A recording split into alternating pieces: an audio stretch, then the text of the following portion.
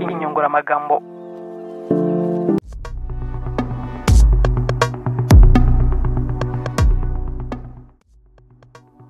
Bibe byiza ukomeje kubana na inyunguramagambo official, ndagusuza nkwifuriza kugubwa neza utwumvira ahatandukanye, udukurikira uri ahantu hatandukanye, uri mu mujyi wa Kigali, wo uri mu ntara y'Amajyepfo, Amajyaruguru, Burasirazuba, Uburengerazuba, uri hakurya y'imbibi z'u Rwanda, aho uherereye hose, niba hari n'abari mu ijuru, mwese ndabasuhuje mbifuriza kugubwa neza, ndabifuriza impagarike n'ubugingo nyakugira ubutangwa, nakomeza abafata isunzu rwose, ibyo nibyo mbifuriza. Hanyuma rero nzanye amakuru nkuye hakurya hangaha muri DRC, nubwo bitari byoroshye kuyazana. Aya makuru yamvunye mwa bantu we, kandi subscribe nicyo gihembo gusabye. Amakuru yamvunye pe. Reka twigire muri territoire ya ahitwa Ituri. Ahitwa Ituri rero societe civile irimo iravuga ko ihangayikishijwe n'uburyo igisirikare cya Mai Mai, nyeshyamba za Mai Mai kwa Mambasa muri Ituri, muri province ya Ituri. Mai Mai iri gushyira abana mu gisirikare, biteye ubwoba cyane. Nabonye amafoto, nabonye imyitozo bari kubahandumirwa, nababaye cyane, abana batoya. Naho muri Beni rero abaturage bari gushinja abasirikare ba FARDC gutoteza no kwiba abahinzi, barabatoteza bakanabiba bakabarira imitungo yabo. Izo nkuru zonyine mfite. Na subscribe wa muntu niba utarabikora, like, share na comment birakenewe no kwimana. Muti rero muri Ituri bimeze gute ibya Mai Mai iri gushyira abana mu gisirikare? Societe civile rero yaho Mambasa muri Ituri yamenyesheje ko kuri tariki ya 12 Ukuboza hari abana bandi binjijwe muri Mai Mai ngo bajye kurwana ahitwa Bangore na Bakaheku mu butegetsi bwa Babira Babombi muri DRC. Uyu ni umuyobozi wabo, perezida w'uyu muryango w'abenegihugu yitwa Mungeni Imran, yatangaje ko aya matsinda ya Mai Mai ya Kabido na UPLS muri Mayani ngo bari kwinjiza byibuza abana 5 ku munsi.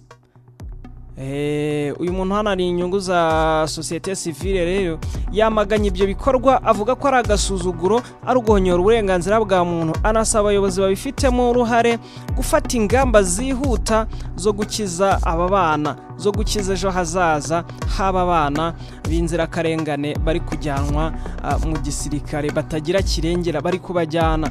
Ati iki kintu kimaze guteza kaga abaturage kandi gishobora kurushaho kubabaza abaturage ba Mambasa. Atariko kandi biradindiza gahunda y'uburezi yabo bana, kuko umwana wagiye mu gisirikare nyine urumva ntaba kigiye kwiga, iterambere rye nyine ni urupfu ku rugamba. Se amasaso hari ugira ngo nayandi masomo ni urupfu, ntago waba uri umwana ngo ujye mu rugamba.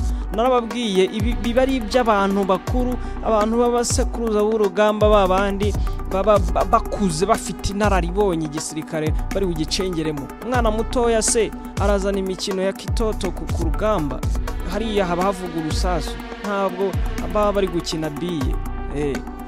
Yavuze rero ati turahamagarira FARDC gushyira abo barwanyi mu kaga, ni batake ibabuze gukora ibyo bikorwa, hanyuma isubiza abo bana mu miryango yabo kugira ngo bemererwe gukomeza amashuri yabo.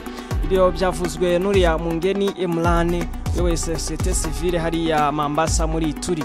Ku ruhande rwe umuvugizi w'ingabo zo muri Ituri yitwa Lieutenant Gilles Ngongo yasezeranyije abaturage, yasezeranyije societe civile ko azatanga ibisobanuro vuba kuri iki kibazo. Ati tugiye kubikurikirana kandi ndaza kubaha ibisubizo. Ibyo bisubizo nabitanga kunyungura amagambo official niho uzabisanga nta handi. Hanyuma rero Beni niho twerekeje. Abaturage bari gushinja leta, ingabo za leta FARDC gutoteza, gushinyagurira no kwica no kwambura ndetse no gusarurira abahinzi. Nabatuye mu karere ka Mambango mu mujyi wa Beni mu majyaruguru ya Kivu bari gushinja abasirikare ba FARDC gutoteza, kubatera ubwoba no kubiba mu mirima yabo, bari kubasahura, barabasarurira mwoka byarama. Ngo byatangajwe n'umuyobozi w'akarere kariya nyine ka Beni Jean Baptiste Kamabale Risasi yamaganye amakuru avuga ko ngo ibyo bikorwa by'abo bagabo bambaye imyenda imwe ijijisha bakagira ngo ni abasirikare ba Kongo kandi atari bo, ngo kandi baraza bakajijisha bigatuma abaturage batakizera ingabo bazi ko arizo ziza kubiba, ngo ntabwo ari bo. Ubwo rero niba atari bo nanjye navuga nti niba atari bo babiyitirira ubashake. Arashinja abasirikare rero bacumbikiwe mu nkambi ya Mambango kuba ari bo nyirabayazana w'ibyo bikorwa bidafite umuco, bidafite akaranga bya kinyamaswa bya gisiribobo. Abasirikare rero ngo bibye telefone biba n'ibicuruzwa byo mu cyaro, cyane cyane ku bahinzi bajyaga bakoresha bagiye mu mirima yabo. Yes, ati rero abaturage nta bwisanzure bafite bwo kujya mu mirima yabo. Ati iyo bagiyeyo abasirikare barabiba, bakabiba ibyabo, bakabiba imitungo yabo, bakabambura. Ati igihe cyose umuhinzi arenganye abo basirikare bakusanya byinshi mu byo bari bafite bakagaruramo dukeya. Bikaba rero ari byo bibabaje abo bayobozi. Jean Baptiste Kamabale Risasi akavuga ko yamaze kumenyesha ubuyobozi bw'ingabo na guverinoma ibijyanye n'iki kibazo. Akavuga ko nta gikorwa na kimwe kigeze gifatwa kugeza ubu nubwo yabibabwiye. Kubwe ngo aba basirikare rero mu gihe bibye bakanyaga abahinzi ngo ni ukubera ko badafite amafaranga ahagije yo kubaho. Ibyo rero kikaba ari ikibazo cya leta n'ingabo za leta. Ati iyo ducunga abasirikare bakaba batahawe ibiryo ni ikibazo kandi bari mu kazi. Mu ntangiriro z'icyumweru bamwe mu bashinzwe irondo bateje ibibazo hano. Ati rwose abaturanyi baje bitwaje ko bashaka amafaranga ngo yo kumara iminsi mikuru, yo kurya mu minsi mikuru ngo n'imiryango yabo. Ati hano rero Mambango ishingiranwa abasivile bari kurengana cyane, ngo nta nubwo ari abasivile gusa ngo hari na bagenzi babo bibana.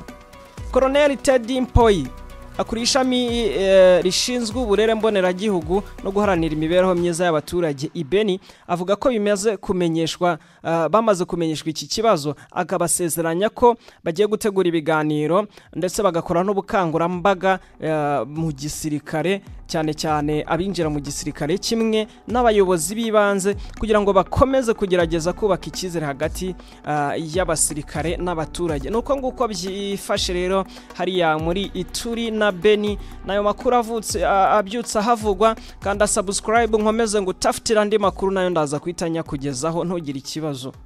Ubundi ahangaha bibera.